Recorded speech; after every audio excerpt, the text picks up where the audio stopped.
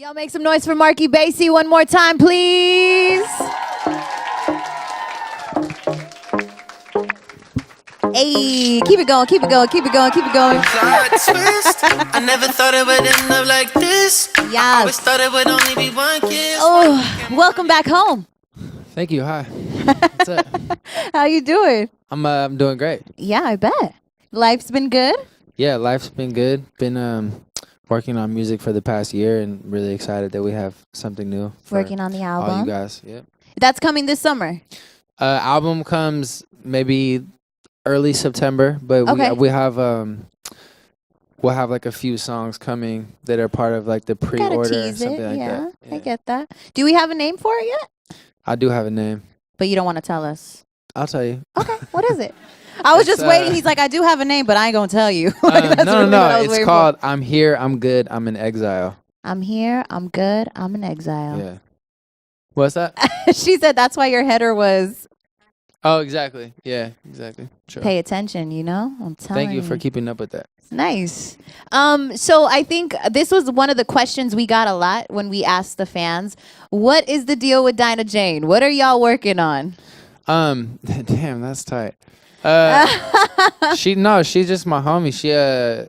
She hit me up and was like a fan of my music. Yeah. And I was like, I'm a fan of your music also, Dinah Jane. It's funny thing you say this. Yeah, and so we just I think like I don't know too much about the inner workings of Fifth Harmony or whatever, but I know Right. that they're all like at some point were solo artists before they started, and they all kind of Yeah. put out their own stuff. You guys probably all know way more than I do, but I'm just working with her on music and figuring it Nice. out. Yeah, That's dope. I think that's a good collab right there. yeah, she's got Yeah. a great voice. No, yeah. And I think just the vibe, like you could just tell even like in Yeah, the she's photo, really like the dope. vibe was just a good vibe that day. Yeah, So that's always dope. I like that. Mhm. Are you still living in LA? yeah, I do. I live in LA. But you know, Nice. every time we put out music, we really start to campaign and travel a lot. So we'll be probably gone for the next, I don't know, year. Be around. Right. So How did Plot Twist happen? With Kyle, anyways. Hopping on that. make some noise for my brother Kyle one time. Kyle's Killing it right now. Killing it. Kyle's just one of those people who's been making music in LA for a long time. No, We have yeah, a lot of totally. mutual friends, and I Spy came out and was killing.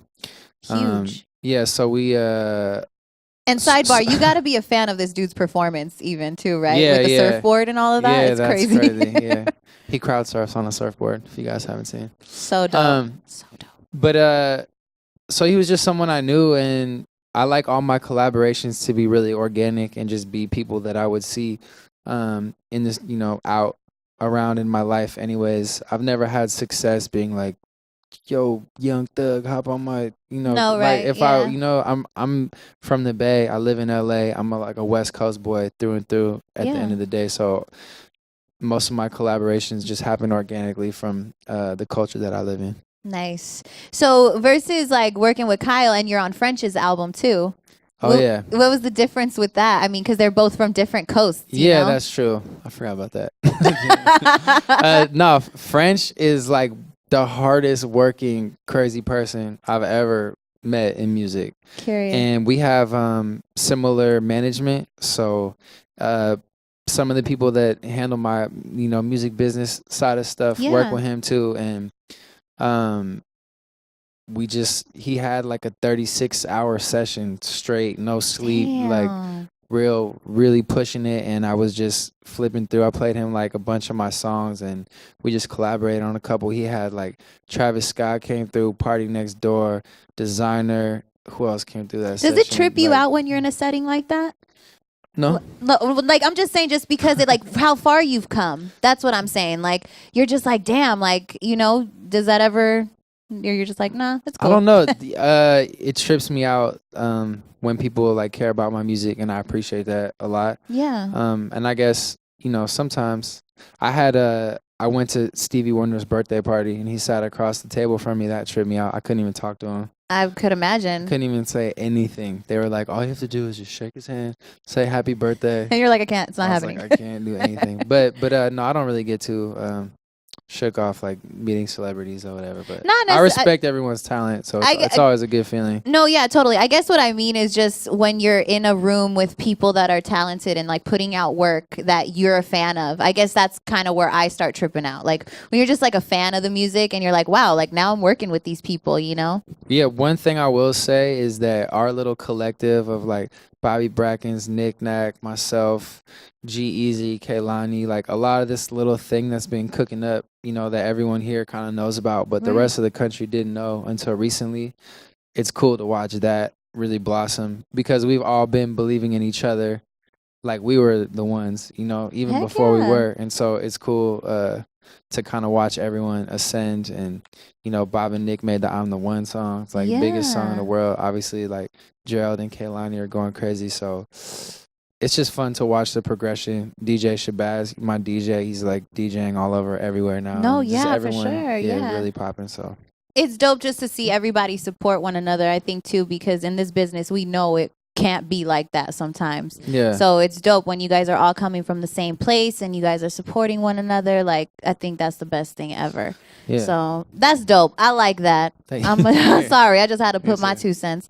I did get some questions from the audience. One in particular really stuck out to me. And they didn't put their name on it. I don't know who this one is, but if you could switch with another artist for a day, who would it be?